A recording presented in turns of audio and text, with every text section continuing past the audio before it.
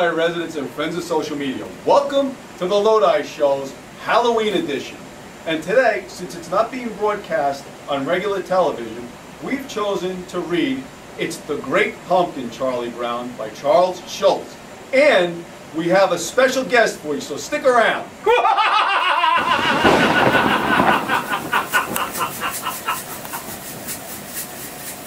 Ah, look who it is. Welcome back, Mr. Bones, to the show. And I see you brought a guest with you. Thank you for having me back, Lieutenant Mobilio. And yes, this is my lovely wife, Bonnie Bones. Hello, Mrs. Bones. Very nice to meet you. I've heard a lot about you. Welcome to the show. Hello, Lieutenant Mobilio. I'm here to help you read It's the Great Pumpkin. I figured since I've just been hanging around during this crazy COVID virus, I'd lend a hand and help you read. Okay, are you both ready to read? Yes, we can't wait. We're just falling apart in anticipation. All right, let's get started. It's the Great Pumpkin, Charlie Brown, dedicated to the Great Pumpkin. There was a general feeling around the neighborhood that Linus always acted a bit peculiar during the month of October. Each year, he got out a piece of his nicest stationery and wrote a letter to someone he called the Great Pumpkin. Dear Great Pumpkin, I am looking forward to your arrival on Halloween night. It really annoyed Lucy, his sister, because she thought it made her look bad. Snoopy thought it was the funniest thing he had ever heard. The only person who thought Linus just might be right about the Great Pumpkin was Sally. She listened very careful as Linus explained the whole story to her. Each year on Halloween night, Linus said, the Great Pumpkin rises out of the pumpkin patch that he thinks is the most sincere and flies through the air with his pack of toys for all the good little children in the world. The other kids on the block were much more interested in making costumes to wear when they went out that night for tricks or treats. Charlie Brown had intended to look like a ghost, but he had a little trouble with the scissors and ended up looking more like a peeled potato. Lucy was proud of her witch's mask because she always said that a person should wear a costume that was in direct contrast to her actual personality. The most original costume, if you want to call it that, was worn by Snoopy, for he had found a flyer's helmet and goggles and a beautiful scarf. He looked exactly like a World War I flying ace.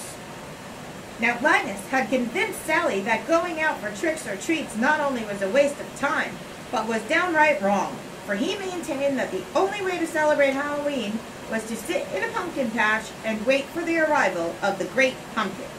He told Sally that if a person had to be very sincere in his waiting and never say, if the Great Pumpkin comes, but always say, when the Great Pumpkin comes. One little slip like that, declared Linus, can cause the Great Pumpkin to pass you by. They looked around the field where they were crouched, and Linus declared, the Great Pumpkin just has to pick this patch because it is very sincere. In fact, there is nothing but sincerity here as far as the eye can see.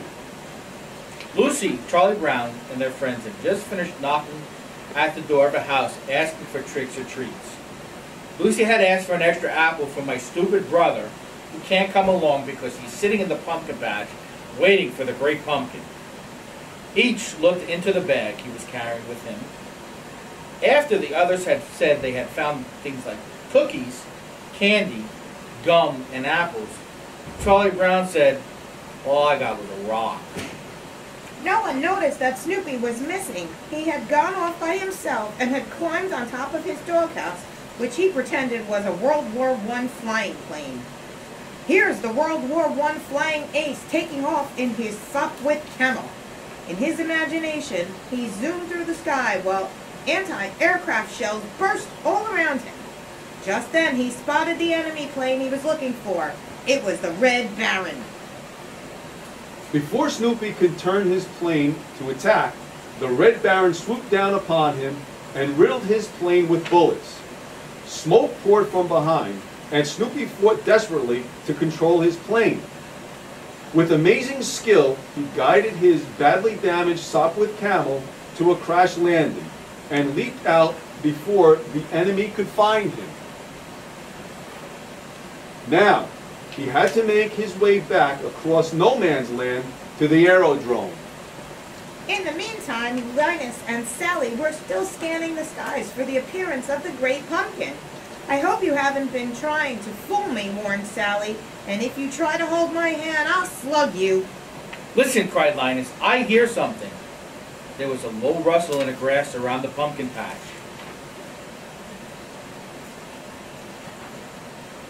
Suddenly, a strange silhouette appeared before their eyes. "It's the great pumpkin!" cried Linus. "He is rising out of the pumpkin patch."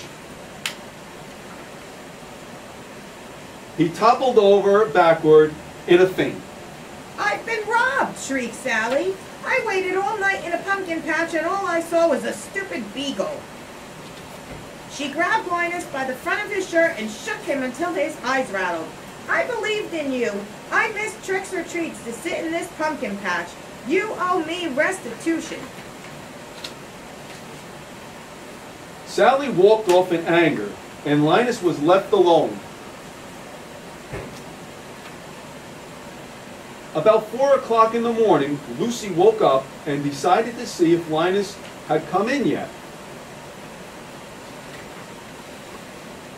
His bed was still empty. She put her coat on and went out to the pumpkin patch. There was Linus, curled up on the ground with his blanket. He was so cold and he was shaking all over. Lucy led him back home and helped him get into bed.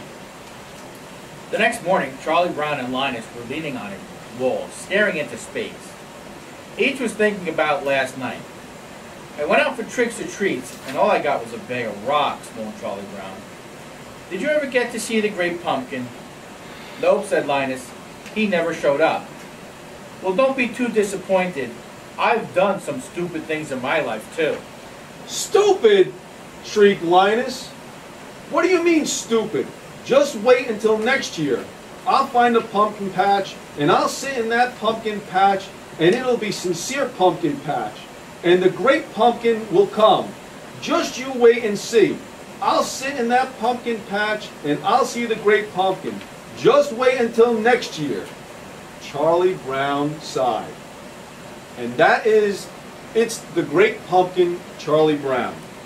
Again, thank you, Mr. and Mrs. Bones, for coming in and help read It's the Great Pumpkin by Charlie Brown, written by Mr. Charles Schultz. Thank you very much, guys.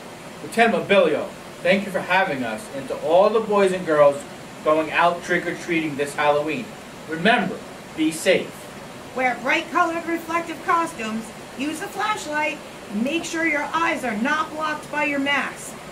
And look both ways when crossing the street. Do not cross the street between parked cars. Go with a trusted adult. Don't forget, wear personal protective equipment such as a face mask and gloves if available.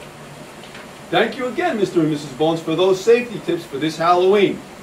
All right, Lodi, this Halloween, be safe, be smart, be seen, and most of all, have a happy Halloween. Happy Halloween! Happy Halloween, everybody. Happy Halloween, everybody.